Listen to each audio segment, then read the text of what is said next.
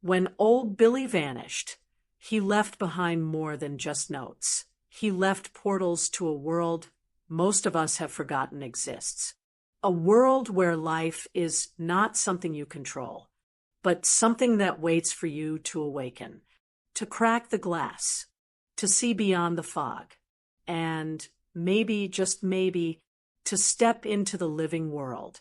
Here, we don't give you answers. We uncover illusions. We face the one thing holding us back: fear. Welcome to Old Billy's world, where life finds you, and what you do with it is everything. When the fog descended, silence settled over the village after the discovery of Old Billy's departure. His notes were left stacked, serving as entertainment for the locals who chose to share them with others.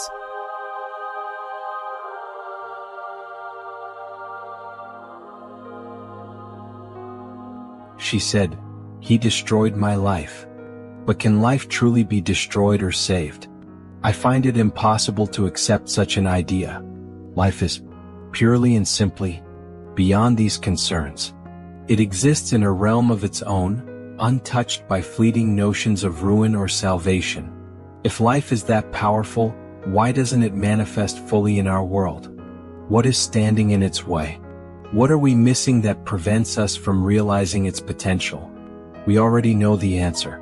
Deep down we have always known, and it can be summed up in one word: fear. The full manifestation of life demands an unveiling of truths we have never dared to face. It threatens to dismantle everything we have been conditioned to accept as reality. To embrace it means to surrender to new paths, new orders, and new ways of being. It asks us to let go of the past, not as memory but as the framework that has dictated our choices. It calls us to step into the unknown, guided not by what has been imposed upon us but by what we truly feel. Life does not impose itself. It waits. It remains unchanged, ever present, until we find the courage to abandon the illusions that bind us.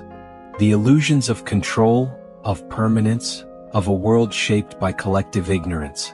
This modern construct, this consumer-driven existence, even denies death as an inevitable truth. But it is the fear of death that robs us of life. And beyond that, why do we also fear life itself? Why do we resist wholeness, fulfillment, and expansion?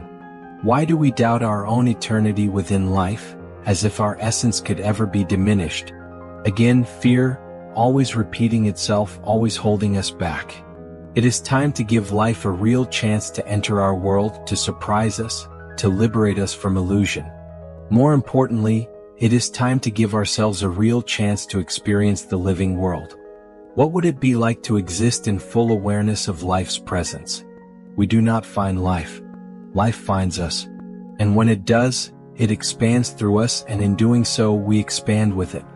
This is the inverted collapse, the moment we stop falling into illusion and begin rising into truth.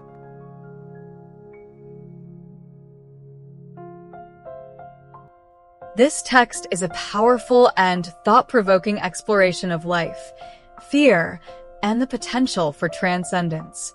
Here's an analysis. Provocative opening. The opening statement. She said, "He destroyed my life," immediately grabs the reader's attention and sets the stage for a deeper philosophical inquiry. It challenges conventional notions of life and destruction, challenging conventional wisdom. The author questions the very idea of life being destroyed or saved, suggesting a more profound understanding of its nature. The text confronts the reader with uncomfortable truths about fear and illusion. Deep philosophical inquiry.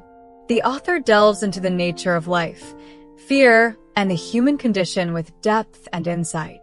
The exploration of illusions of control and collective ignorance is particularly compelling.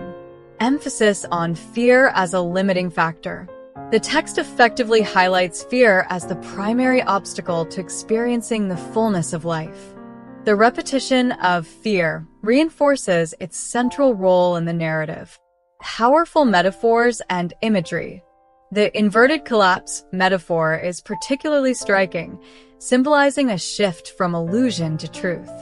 The idea of life finding us is also very powerful. Please allow me to point to some areas for consideration. Strong rhetorical questions. Rhetorical questions such as, why do we also fear life itself? Effectively engage the reader and prompt introspection. Old Billy leaves aside that excess of tact and, objectively, points out the fear that we all pretend does not exist. Nonetheless, there are areas for refinement. Clarify some abstract concepts. While the text's poetic nature is appealing, some parts might benefit from more concrete examples or explanations. For example, what exactly does it mean for life to manifest fully? What would that look like in a practical sense? Abstraction has been a constant. While the philosophical depth is a strength, some readers might find the text somewhat abstract. Providing more concrete examples or illustrations could enhance clarity. Clarity of life. While the text speaks of life as a powerful force, further clarifying its specific nature could be beneficial. Although the vagueness of the word life also adds to its power. Potential for elaboration. The concept of illusions of control and the modern construct could be further elaborated upon. The concept of the inverted collapse could be expanded upon. Overall, this text is a powerful and thought-provoking exploration of life, fear, and the potential for transcendence. Its strengths lie in its philosophical depth, challenging of conventional wisdom, and effective use of metaphors and imagery. The author's message is clear.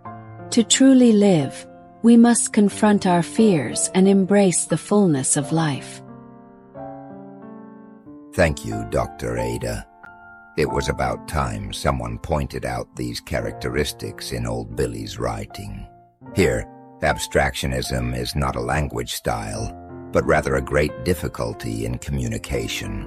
Imagine for a moment how hard it would be to describe the landscape on the other side of a very dirty window.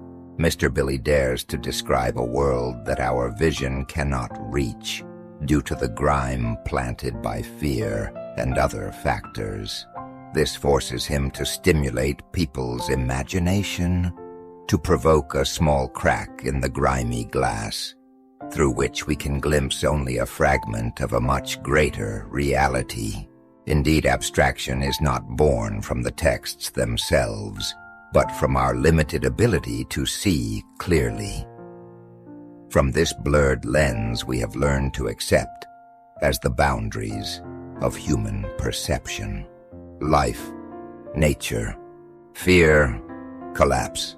These will be recurring themes in Old Billy's narrative as he tries to cleanse as much dirt as possible from the eyes of those who recognize the existence of the so-called living world. But believe me, revealing the living essence to those who insist on looking through the limited lens of reason few, now that is life that goes on.